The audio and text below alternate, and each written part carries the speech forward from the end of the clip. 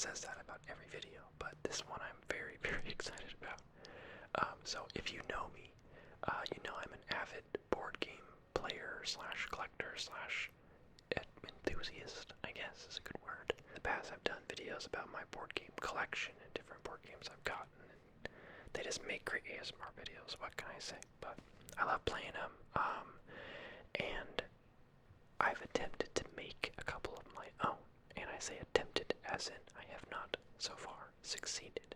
Like usually I'll get an idea and think this is a great idea, I gotta freaking make this now, and then I spend like the next 6 or 7 hours just this idea vomiting on everything out, and then I stop and look at everything that I've done and go, I don't know if this is really gonna work how I imagine it, and then either I'll fine tune and kind of work on it a little more, maybe play test it a little bit, but usually I get to the point where it stops really working how I picture it in my head, because making a board game is very complicated. You can't just have a cool idea, you have to make sure it works, make sure it makes sense, make sure it's not too complicated, make sure, you know, you're not copying someone else's idea or making it too out there where no one can really understand what, you know, you don't want people to feel like they have to like master it before they can play it. That makes it very unapproachable. So anyway, there's a lot of problems that you run into with trying to put, you know, something that's up here into an actual board game. So I'm trying to defend myself because I'm about to show you some bad board games that I've made that you might think, what was he thinking? There's no way that was going to work. But I will say, the fourth board game I've worked on, it's more of a card game, is the one I'm working on currently. It's by far my best one, as in the fundamental idea for it is the best I've had, and it's actually working really well. I just got to the point where it's play tested pretty well with some friends, and there's still a lot more work to be done on it, but I'm really excited about this current one. But don't get too excited about that one. That's the one I'm going to show you the least, because you know a good way to get your idea stolen, it's to show it in great detail on the internet before it's actually been produced. So I'm not going to make that mistake today, but I will talk about it a little bit. But I have 3 other ones leading up to that one that I think will be fun to look at. Okay, so I have them just in like, this is a toaster box and this is an Amazon box, so they're just in boxes that were in my closet. But the first one, I'm trying to decide if I should show you them in order of me making them or in something else, but I think I'm going to show you that in order of me making them. That way you can see like how I went too overboard with the first one, and you can also understand how it was like kind of doomed to not really work, because I just had no idea what I was doing. As with any novice, I thought that a game board is the only way to make a board game. Obviously, lots of board games involve a game board, but that was like the first thing I bought. I was like, I'm gonna need a game board for this, and then I just like, you know, went from there, and I think that this is what makes it so complicated, although the rest of the game does not work without this, and you'll see what I mean. So I used some pieces from some other games. These are ships from another game called Zero of the Seas, which I used to beat my ships for this game. This is kind of a sailing game. These are some dragons I bought, some plastic dragons I bought off Amazon for like $5 for this pack. In this game it's supposed to be sea monsters, but I figured, you know, it's much easier to find plastic dragons than plastic sea monsters, so thanks, there's a lot of cards in here. Okay, this is actually for a different game. I'm gonna take these out. Okay, there's some cards. This, oh yeah. Oh, I forgot. Okay, this is for a different game as well. Okay, here's some notes I took. Alright, so we got a lot to go through for this one. I forgot how much work I put in this one. So, because this was my first game, I had like a lot. Okay, I shouldn't say this is my first game. When I was a kid, I made little board games all the time. I've been doing this since I was like 8, but I stopped making those kind of games when I hit like my teen years, and I was like, actually, girls. But now that I'm older, I actually understand how games work, and I actually like felt like I could make my own like actual game. But it's something I've liked to do for a long time, I should say. But this is my first game being made as an adult, where it actually, like, I put actual thought into it rather than just like drawing it out with kid brain, you know.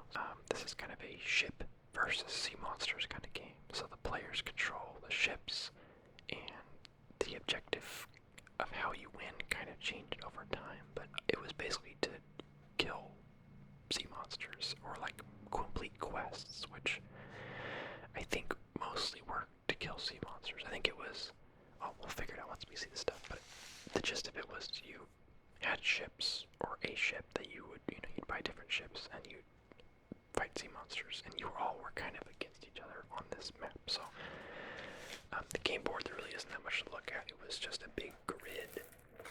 I think the game board is really where I went wrong.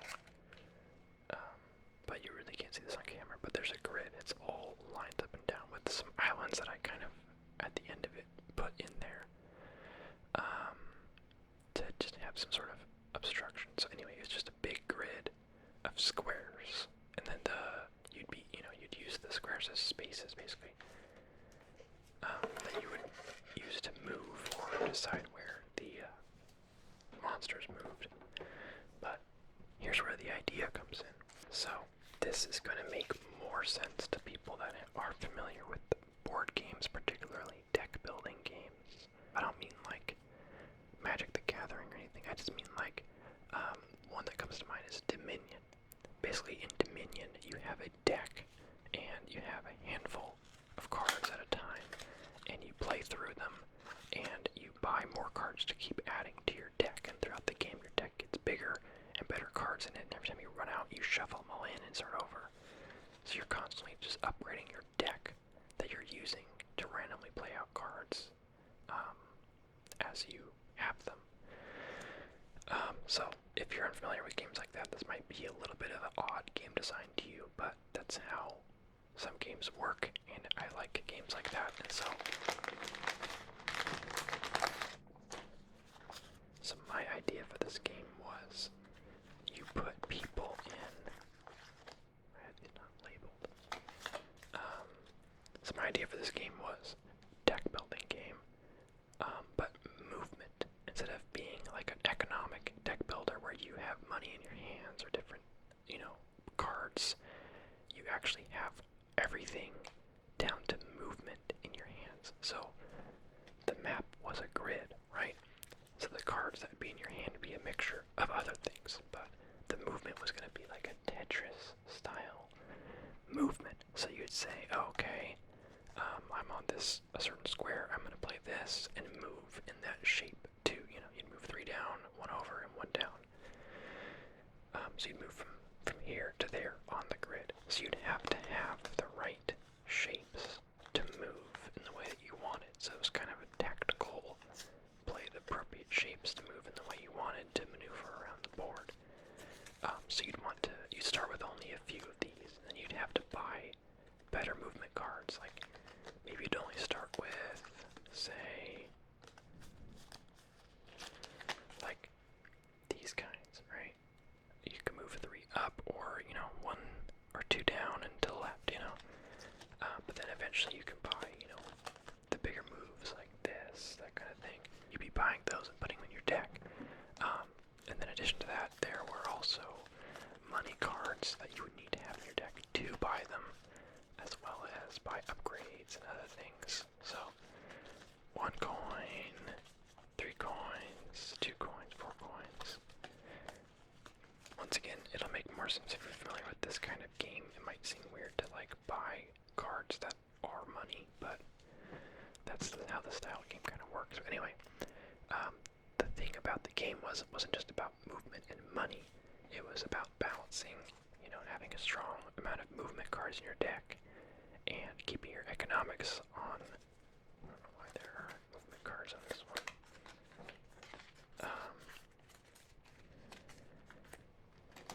Keeping your economics shoveled in, but there was also a lot of ability cards, and this is where I was really inefficient with my time because I really didn't do any play testing. I just freaking made all these cards. So, and they get sillier. You can tell I just didn't really want to come up with the actual ideas. I was kind of having fun with it. This card was waste nothing. +1 attack, and you can see the cannon is just firing like silverware. So this was a thing you could play in addition to your move, where you could, if you were going to attack someone, you can play this from your hand to boost your attack a little bit. And then this one was like the same thing, but a little bit better. Fire shrapnel, +2 attack. Spyglass, +2 range, so you can fire 2 more squares than you usually could. Get irrationally angry, +1 attack, +1 defense. Chain shot, less range but more attack. Opponent draws a break card. We'll get to that. Wearing your seatbelt, +2 defense. You can tell I just didn't want to come up with the actual cards. I started to figure out that it was more important to just have functionality rather than the actual idea. So, wearing your seatbelt, +2 defense. Remember that, kids. Spiky cannonballs, I guess. +3 attack against monsters. You take things too personally, +2 attack. Barrels of gunpowder. Bigger balls, I guess. Chain shot, hammer and nails. You rescue a guy, +1 card, +2 coins. A screwdriver, I guess. So, I had given up. Fix 1 break. Tape, I guess. Fix 1 break. Your dad calls to say he loves you, +2 cards. Thanks, Dad. You find cards in your pocket, +3 cards. An exquisite sunset. Look how exquisite that is. +2 cards. What is this? You get to sleep in today. It's 8:04 and he's still asleep. It's a good day. +2 cards. Literally a trash hand, and draw a new one. Anyway, so you can tell I had some fun with those, but how it would work is you'd be buying these cards along with these cards and these cards, and you'd be adding them to your deck, and then you'd be drawing, I think it was 4 at a time, maybe 5 at a time, that you'd play from your hand into your discard pile, and then you draw back to 5 every time. So every turn you would be adding more things to your deck as well as drawing from it. So I think it was these, I just used symbols or everything. This was the marker for ability cards. I think these were just movement cards, and these were money cards. Okay, let's see what was in this one. Okay, so it's a plus sign. I'm gonna say these were upgrade cards. Okay, that's where this comes in. This is basically your character sheet. So this is what everyone had. This was your default ship had 3 in your hand. Okay, that's right. It changed based on what you had. 3 in your hand, 2 attack, 3 defense, 2 range. So that's what you could do at the start. You could only have 3 cards in your hand at a time. You could only do 2 damage. You could only take 3 damage. And you could only fire 2 squares away from yourself. However, there were other ships you could buy. This one would let you have 4 cards in your hand at a time. 7 attack, 12 defense, and 3 range. So, pretty killer stats all around, except your range was bad. So this was kind of like a short range tank. If you can call a ship a tank, this is a more reasonable one. 5 in your hand, 3 attack, 8 defense, 5 range. So, good hand size, bad damage, decent defense, good range. So this was kind of your hit and run kind of guy. Anyway, so there was a lot of different ones. This is your tank kind of ship, 14 defense, and very, low stats for everything else. That kind of thing. So you can tell I put a lot of work into this game. But you would buy a ship, and you would then place it here onto your character sheet. You can't really see that, but it lines up, alright? And here's where things get a little more exciting. In addition to the ships, as upgrades, there was also crew members as upgrades. I think you could have 2 crew members at a time. Maybe it's just 1, actually. No, I think it was 2. Yeah, it was 2. So you could have 1 on each side, basically. That give you an additional bonus. So this one was +1 hand, +1 attack.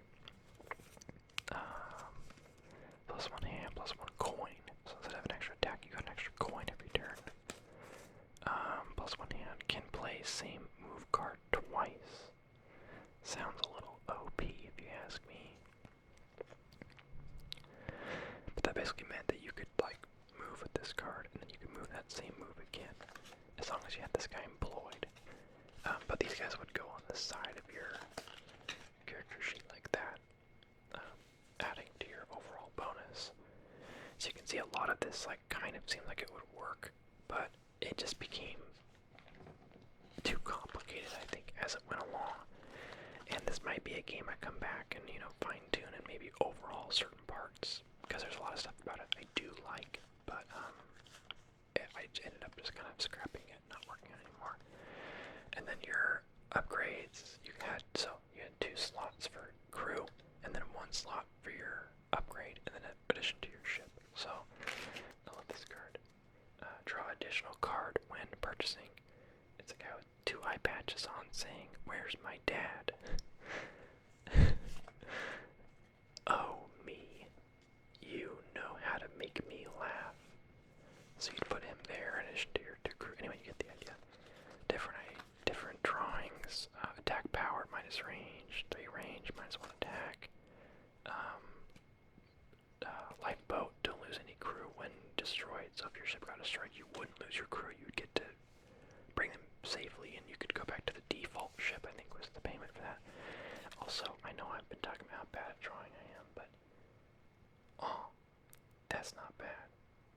Immune to chain shot. It was a sturdied mast, so that they couldn't chain shot you, and then metal plating for your ship for defense. You can only have one of those upgrades on at a time, but anyway. So you would upgrade your deck, you'd upgrade your ship, and the goal of it was to, while beefing up your own stuff, to try to compete with everyone else. You weren't the only one in the default ship, and they could all just take you down because you were fighting each other as well as sea monsters. If you dared attack each other.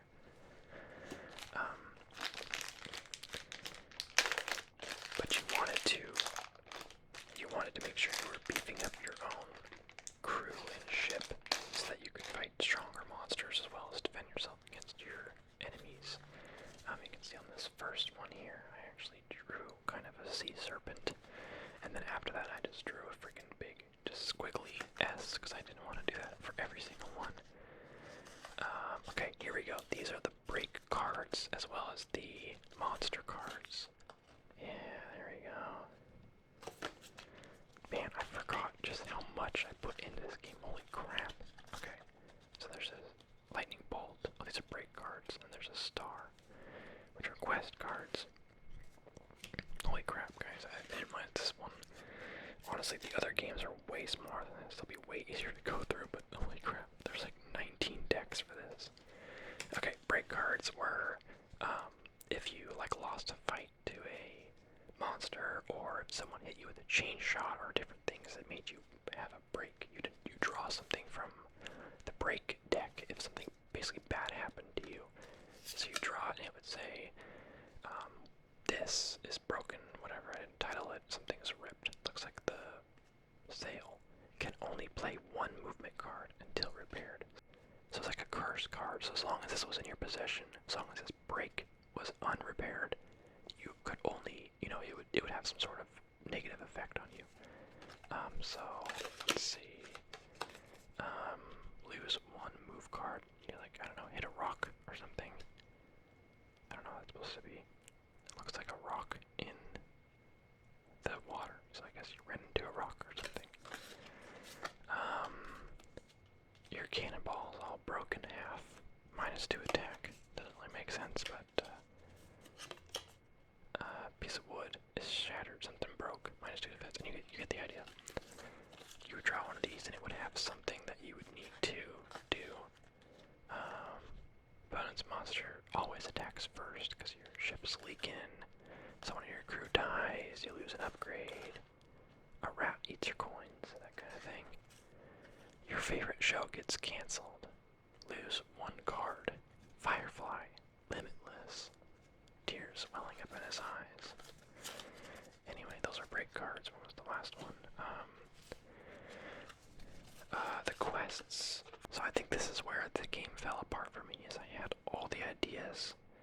This is why I think there's hope for me coming back and overhauling the objective. It was really the objective of the game that I kind of fell apart on.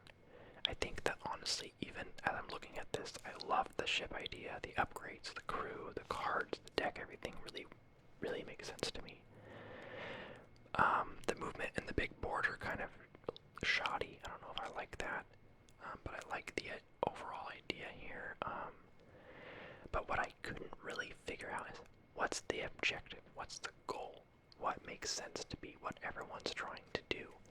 And so I started out by saying, okay, well, you're just supposed to fight sea monsters, and I was like, okay, well, that doesn't seem like enough. That doesn't seem like a reliable goal, because I want, do the sea monsters move? Like, where do they spawn? How do they play? It seems like it would just make it so that one person would just get the best upgrades faster than everyone else, and then just steamroll the whole game. There needs to be something to kind of shake it up, so it's not so black and white. It's not just like get a powerful ship, win the game. Like, there needs to be more to it. So I came up with treasure hunts as a kind of a side bounty. So at the beginning of every game, everyone would be dealt one of these. And I don't know if you saw, well, of course you didn't see because you couldn't hardly see anything on the camera, but on the grid of the board, it's lettered like Battleship, where it's like A through whatever, and then 1 or something down. You guys know how grids work, I don't explain it to you, but so B2, B2 would be the key, and then J8, which would be somewhere down here, would be the treasure chest that you would need to unlock with this key. So basically, in addition to upgrading your ship and fighting the sea monsters or whatever, you also had something you could be working on, a secret objective where no one else knew what. Everyone else had different ones, where no one knew where the other person's key or treasure was. They just knew that they might be working towards it, And once you got there, you would basically reveal that you've made it to your key. But no one knew where your treasure was. So now everyone kind of knows that, hey, he's on the way to go get some bonus victory points or whatever. Anyway, so I don't know if this was a good idea and it improved the game, or if it just made it more complicated. I don't know, but it was one of the things I was attempting to work into the game to give it more, purpose, I guess. And then we had the sea monster deck, which is basically you were dealt basically a kill quest.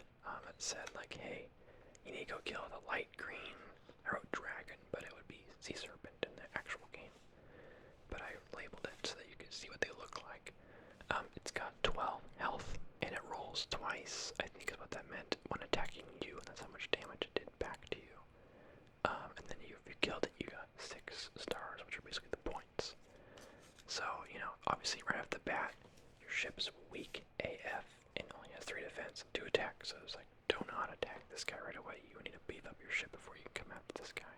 And the harder they were, the more points they get. 15 health, 8 stars, 21 health, 7 stars. What's the hardest one?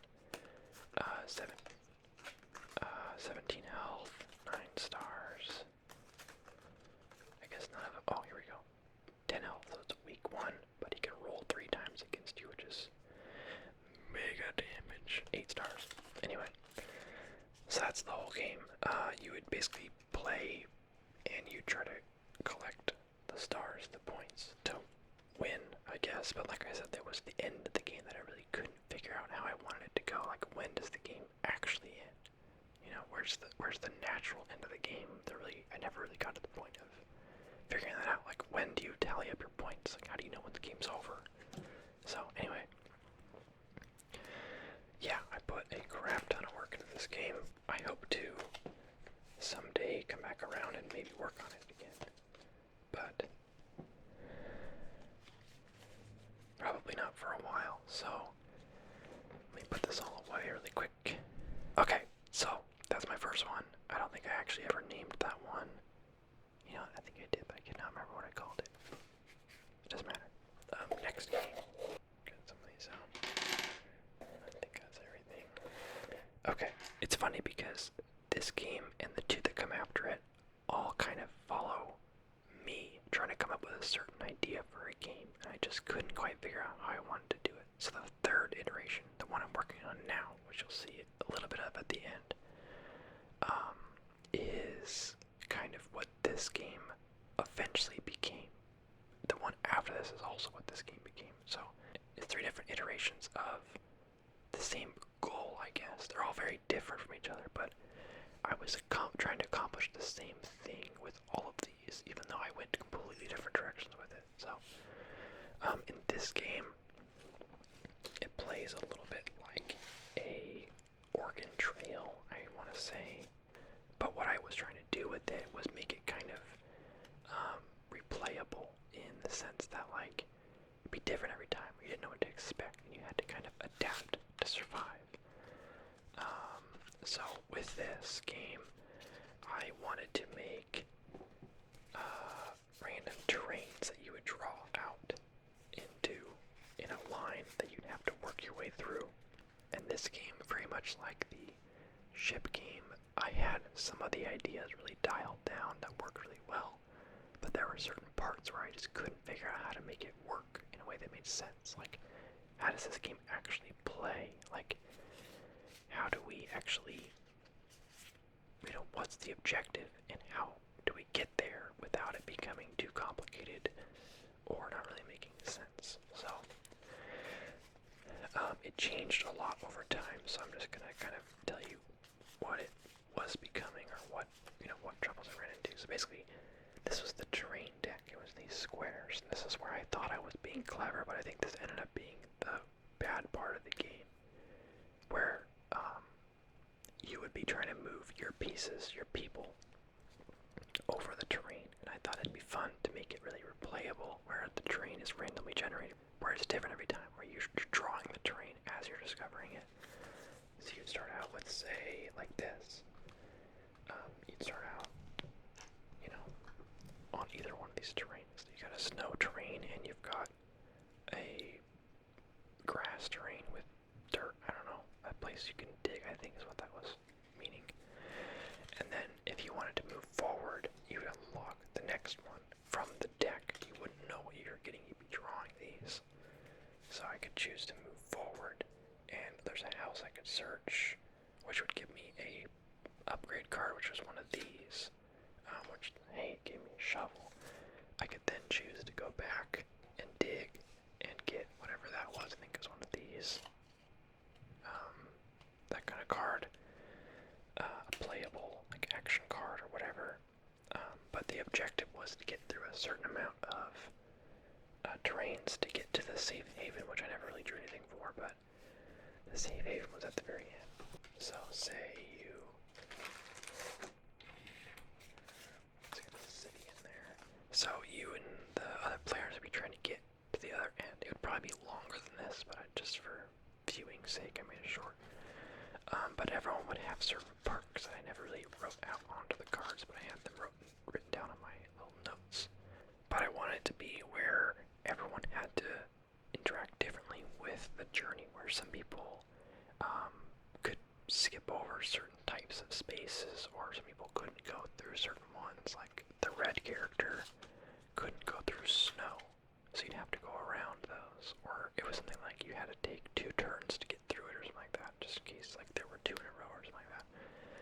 So there was different disadvantages and advantages that everyone had in conjunction with each other, which I thought was a cool idea, but like I said, it just, as it started to go, it didn't really play as well as I had hoped. The idea was in my head, and it really didn't translate well to the game. But there were a handful of cards involved. There were resource cards, which I marked by this little green square with an X through it, and then a purple diamond to be like the playable action cards, and then the orange circle, which was the day cards. Explaining this kind of out of order because I'm kind of remembering it as I'm looking at it, but you'd have a handful of cards, a mixture of action cards and resource cards. And the resource cards were things like, really faint here, but food, or a shovel, traps, food, medicine, boat, materials. I think it was like wood or something. Ammo, tools, that kind of stuff. So it was very basic items that you would have in your hand as resources that would come into play for different things that would happen. Now the action cards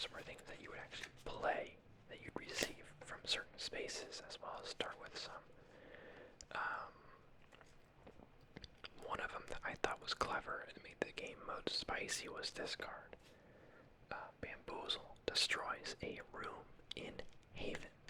So there would always be enough rooms in Haven for however many players there were. So say there were 4 players, it'd be 4 rooms in the same Haven, so you'd all be trying to make it there, and you all potentially could make it there.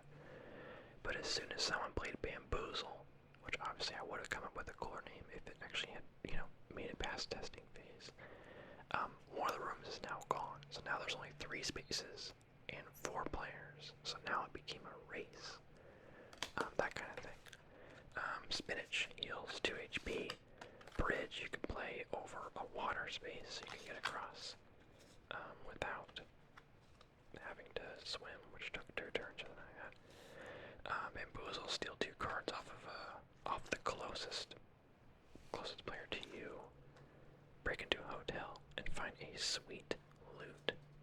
So these were kind of risky to draw from because you could either get an action card that you could play, or something would happen to you. Like you could be drawing it in hopes that you'd get, something good, but you might get something like this that just says you get hella sick, -1 medicine, -1 food, and you would need to play a medicine and a food from your hand to get well from being sick, or you would lose, I don't know, an HP or something. I don't know if I had an HP system or not, but anyway, how it was going to work though, as far as this went, is that every day, everyone, you go around the circle, when you come back to the first person, that was a day.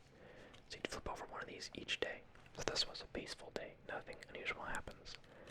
Everyone gets their turn, next day, peaceful day, turns, next day. Okay, I must have not shuffled these at all. Okay, it just says, problem, the munchies, 10 food. So everyone as a group would need to put in 10 food to basically survive the day, otherwise I think everyone lost an HP or something. So you kind of were working together. Peaceful day, problem, shootout, 4 materials, 4 ammo, 4 tools. So you get the idea, there was more going on than just you trying to move in a straight line. It was you're trying to collect resources and whatever as you go along. But I think what happened with this game is all my ideas for it just sounded cool in my head, but they really didn't play very well. Like, there wasn't really a reliable way to get more resources. And I kept trying to fix things. Okay, well, I guess you could stay on a spot and skip your turn and then draw another resource card instead of moving. That was my solution. But then it just became okay, well, now everyone's just camping their starting spot and just harvesting resources at the beginning of the game. There's really no rules against that. So do I then make a rule that says you have to move every 2 turns or something like that? But then it just became too specific of oh yeah, you can wait, you can skip your turn to get a resource, but only once. Then you gotta move again before you can wait again. And it was alright. I kept running into problems like that where I just kept having to make these kind of BS rules to kind of make the gameplay work. And I just eventually was alright, it was a nice idea, but it ain't working. And I just stopped working on it. But I don't think I'll come back to this game. I think the fundamental idea here was broken right off the bat. This doesn't work. I'm sure there's a way to make it work, but it probably would need to be done over completely, and maybe this whole card system I have made up would probably have to be done over again or removed entirely or something else. I eventually decided I didn't want to spend a bunch of time trying to fix a game that was fundamentally broken. I thought I'd just scrap it, save my time, and work on a whole new game. So it's a shame, but it didn't make it. But I remember being really excited about the idea, because I had the idea when I was hiking one day, and I was just kind of what if I did it like this? And I could picture it in my head, and I was okay, cool. And I actually made all of the character cards named after people I knew. This one's named after me, and then this one's named after my friend Logan. And I was gonna just use my friends as characters in the game, so I could kind of make abilities based on them, because I wanted all the characters to be different people with different strengths and weaknesses. And what better way to do that than to make them after your friends? Okay, so that's game number 2. We're going to go into game number 3 now, which pay close attention to how this one works, because this is probably the closest look you'll get at the one I'm working on now, because there's a lot of flaws with this one, but the idea is there, and I think what I'm working on now is the idea of this just done way better, and honestly a lot different from this, but better.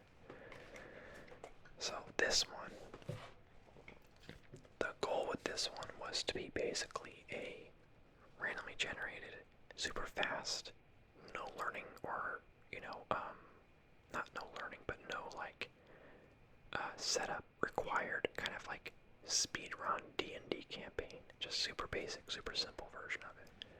So D&D meaning Dungeons & Dragons, so like role-playing, but instead of having to come up with your character or whatever, or your backstory, or, someone having to come up with a campaign, this was just going to be a super fast, all card-based version of that. So let me get all the cards out here.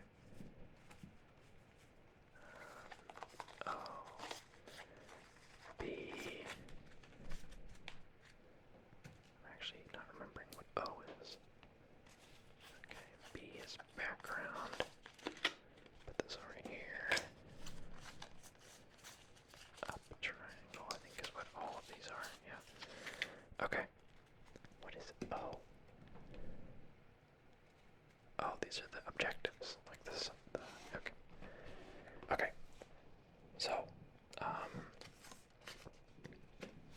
this is this game.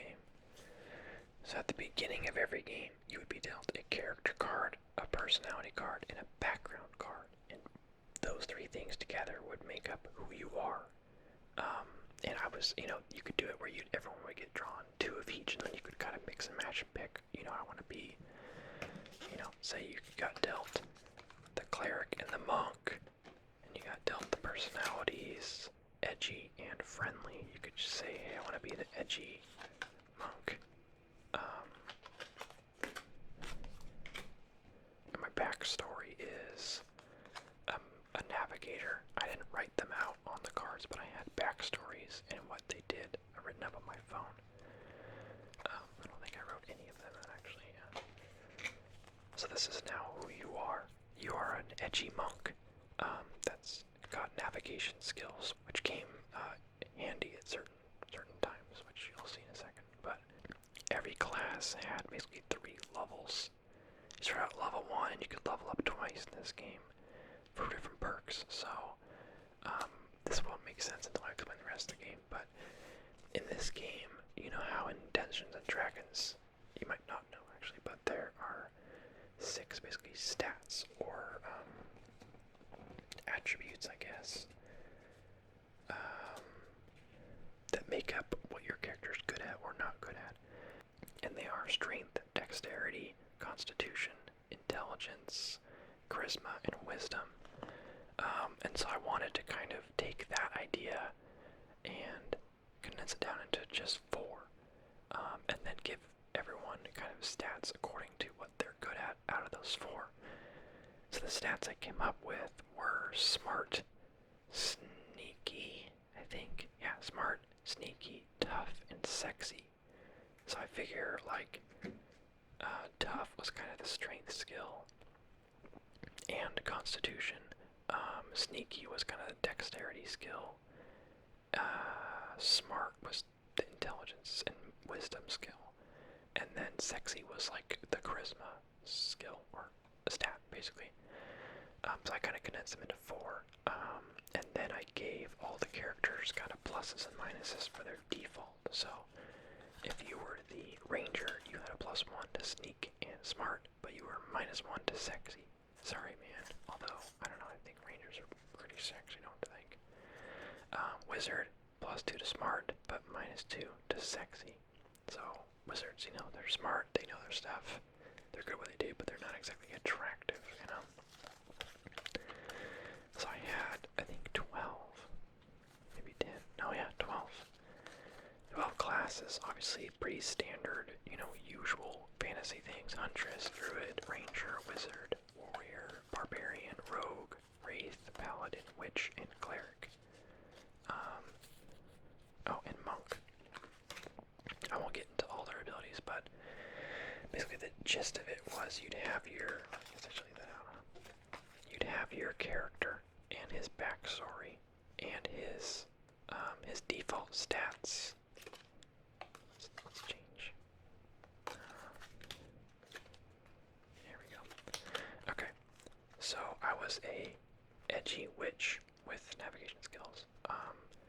I had a +1 to sneak, -2 to tough and sexy, but I could play all cards twice. I can use items twice. Was my perk, which is a very strong perk for what we'll get into.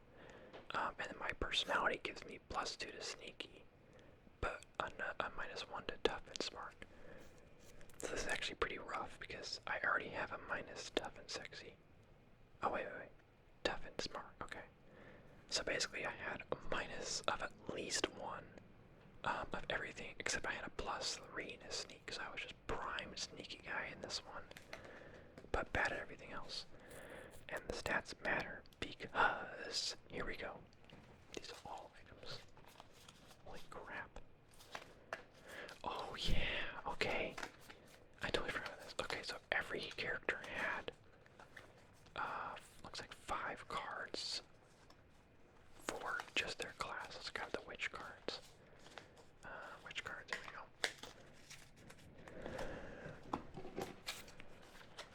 Okay, so the witch's cards are these ones. I think you only started with 3 and you get the other 2 when you leveled up. So on my turn, we'd be dealt an objective card. Poison trap. You need at least 6 sneak or 8 smart to get past this. And there's a symbol in the top right. It's like alchemy or potion making or whatever.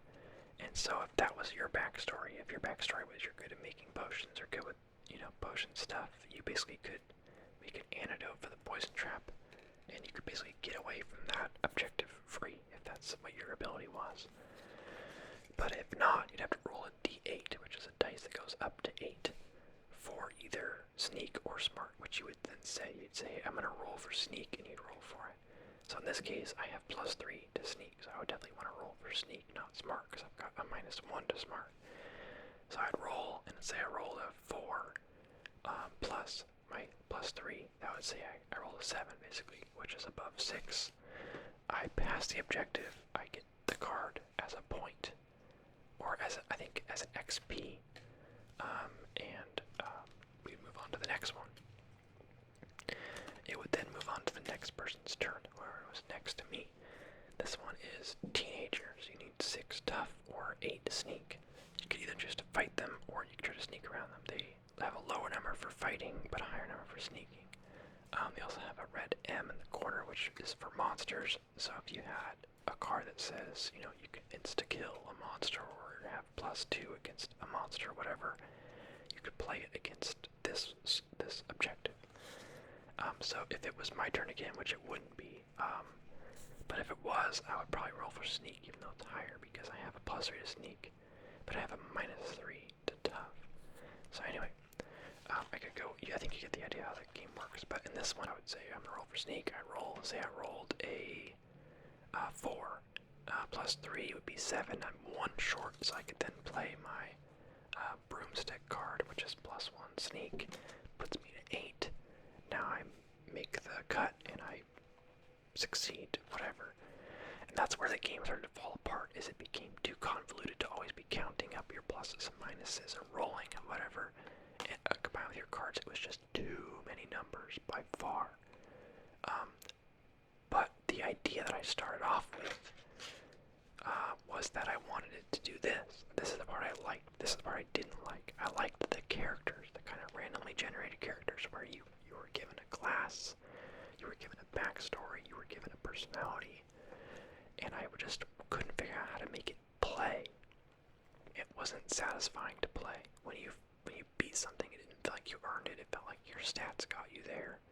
It just felt like as soon as this thing was flipped, if it wasn't a category you were good at, it was like, frick.